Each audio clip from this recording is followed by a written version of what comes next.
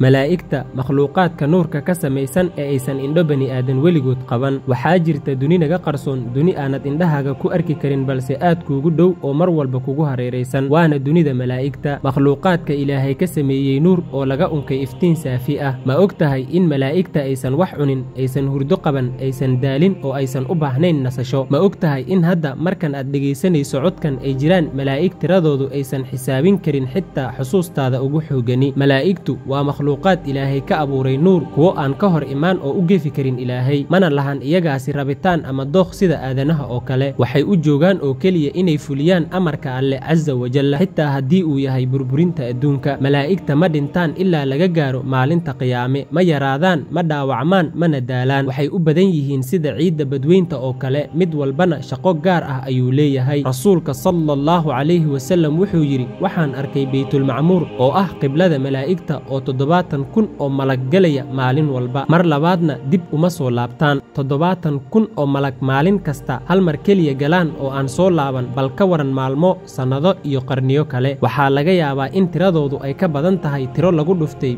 bilyan laabood oo aan la qiyaasi karin. intaas ayaan jeclaaday inaan idinla wadaago, balse wax badan oo naga qarsoon ayuu alle og yahay casa wajalla. hada wabillaahi towfiiq, wassalaamu calaykum waraxmatullaahi tacaala wabarakaatu.